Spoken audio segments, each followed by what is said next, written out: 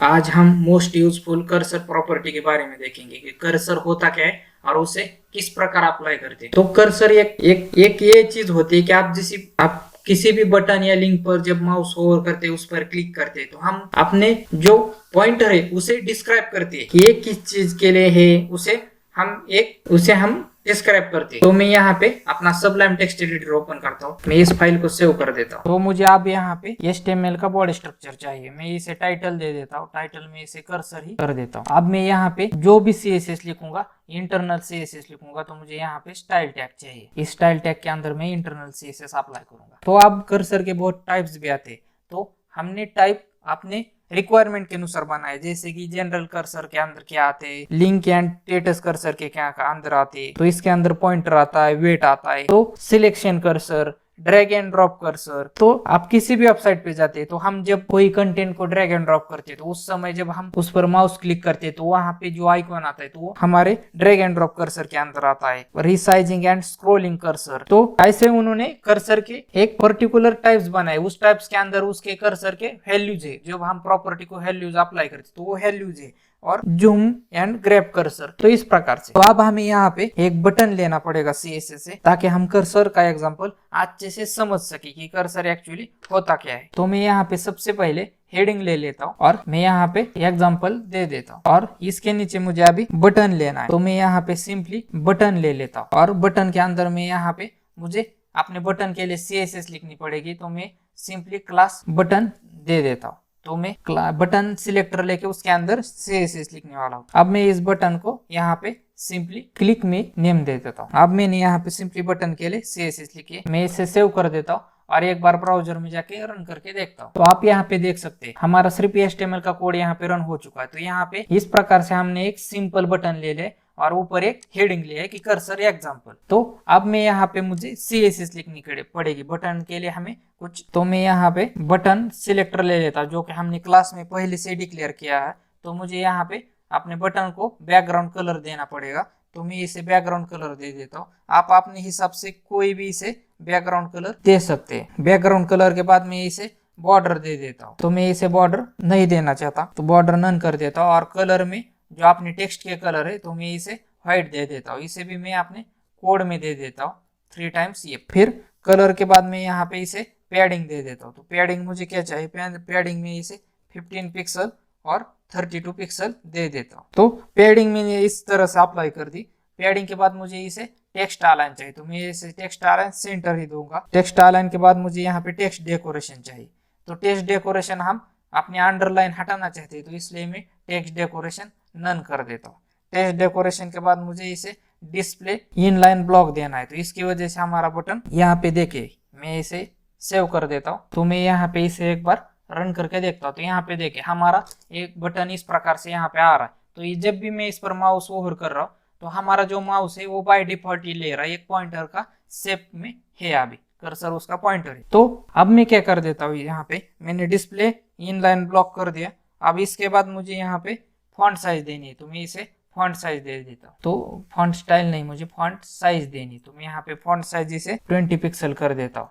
Font size के बाद मुझे इसे फॉन्ट फैमिली देनी, तो फॉन्ट फैमिली में इसे सिर्फ दे देता हूँ। फॉन्ट फैमिली के बाद मुझे इसे मार्जिन देना है, तो मैं इसे मार्जिन दे देता हूँ। फिर मार्जिन के बाद मैं ये सब इसे सेव कर देता हूँ और एक बार रन करके देखता हूँ। तो देखिए इस प्रकार से हमारे सामने ये बटन आ रहा है। तो मुझे इसे सेंटर में लेना है, तो मैं यहाँ पे, तो ये सारी चीजें यहाँ पे आ चुकी है, तो मुझे इन कर्सर एग्जांपल और बटन को सेंटर में लेना है। तो मैं यहाँ पे क्या कर देता हूँ, यहाँ पे मैं सिंपली इस बॉडी के नीचे आ देता हूँ और टेबल टैग ले लेता हूँ। टेबल टैग के अंदर में एक रो ले लेता हूँ और एक रो के अंदर मुझे सिर्फ एक टीडी ले लेता हूँ और उसी में टीडी को, उसी कॉलम को मैं कॉपी कर देता हूँ और सिंपली उसके नीचे पेस्ट कर देता हूँ। फिर मैंने जो अपना हेडिंग लिया था मैं उसे कट कर देता हूँ और उसे इस कॉलम के अंदर पेस्ट कर देता हूँ। और मैं बटन का जो पूरा टैग है हमारा उसे भी मैं कट कर देता हूँ और हमारे सेकंड टीडी के अंदर पेस्ट कर देता हूँ। मैं इसे पर्टिकुलर फॉर्मेट में ले लेता हूँ। तो इस प्रकार से मैंने एक टेबल लिया और उसे सारी चीजें यहाँ पे अप्लाई कर दी। मैं इसे रन कर देता हूँ, देखिए आ रहा है। तो अब मुझे क्या करना है, तो मैं मेरी चीजें सभी एक ही लाइन में आ गई, तो मैं इस टीडी को कट कर देता हूँ और इसके नीचे आता हूँ और एक यहाँ पे मैं टीआर ले लेता हूँ और उसके अंदर पेस्ट कर देता हूँ। आप देखिए दोनों सेपरेट लाइन में आ चुकी होगी। अब मुझे यहाँ पे सेंटर में देना है, तो मैंने इसलिए ये सारी चीजें यहाँ पे कर दी। अब मुझे यहाँ पे सेंटर में लाने के लिए मैं सिर्फ टेबल के अंदर अलाइन लिख के सेंटर दे देता हूँ, और इस तरह से मेरी ये चीजें सेंटर में आ चुकी होगी। तो अब मैंने यहाँ पे सिंपली अलाइन लिखा, इसके लिए मैंने कोई एक्स्ट्रा CSS नहीं लिखी, क्योंकि टेबल टैग के अंदर अलाइन लिख के सेंटर में आ जाता है। हमारा मेन फोकस ये है कि कर्सर किस प्रकार ले।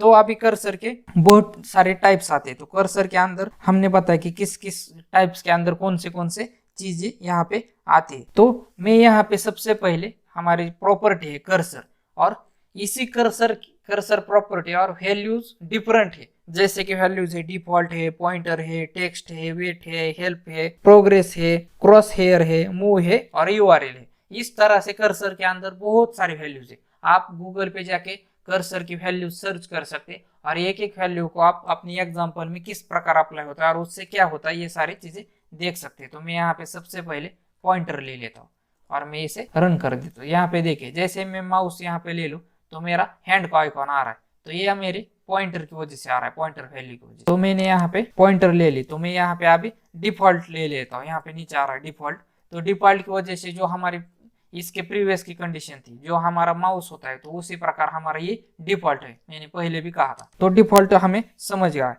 अब मैं यहाँ पे टेक्स्ट दे देता हूँ। अब टेक्स्ट हमें इसे मैं रन कर देता हूँ, तो यहाँ पे देखिए ये टेक्स्ट वाला आ गया।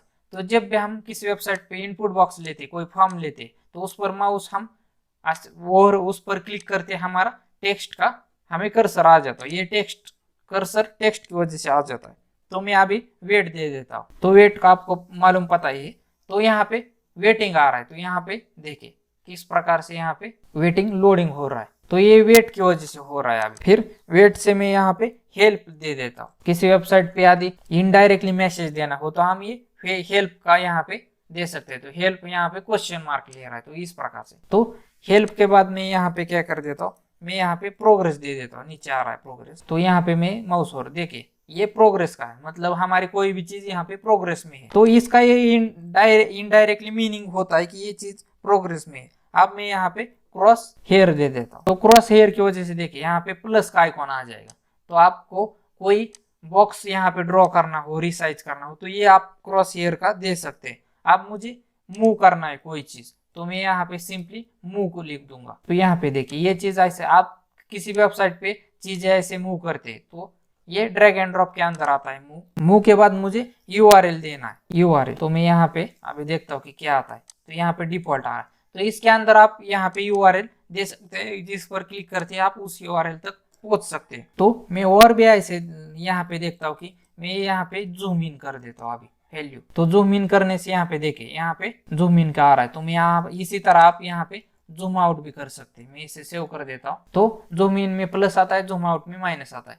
तो ये सारी चीजें आपको एक एक करके देखना होगा कि क्या क्या कर्सर के वैल्यूज रहती है। मैं अभी ये रेस्ट्रिक्शन के लिए हमें किसी वेबसाइट पे होता है, तो मैं उस वहां पे उन्होंने कर्सर नॉट अलाउड दिया होता है, तो मैं इसे सेव कर देता हूँ। और यहाँ पे देखिए यहाँ पे अभी किसी बटन पे हमें नहीं क्लिक करने को बोलना हो, तो यहाँ पे देखिए ये रेस्ट्रिक्शन का आ रहा है। तो आप इस तरह से कर्सर आपकी CSS में एक ही प्रॉपर्टीज है, सिर्फ आपकी वैल्यूज बहुत सारी है। तो अभी मैं यहाँ पे लास्टली यहाँ पे सेल लिख देता हूँ। तो यहाँ पे देखिए जैसे मैंने अपनी वैल्यू सेल ले ली, तो यहाँ पे ये मेडिकल का यहाँ पे प्लस आइकॉन आ रहा है। इस चैनल को सब्सक्राइब करके बेल आइकॉन हिट नहीं किया तो वीडियोस आपको मिलेंगे नहीं और आपको बार बार ढूंढना पड़ेगा। ये ट्यूटोरियल की सीरीज आपको अच्छी लगी तो आप लाइक करें और शेयर उनको करें जिनको इस प्रकार के वीडियो से बेनिफिट हो सकता है। मेरे साथ जुड़े रहने के लिए आप सबका प्रेम पूर्वक बहुत बहुत धन्यवाद।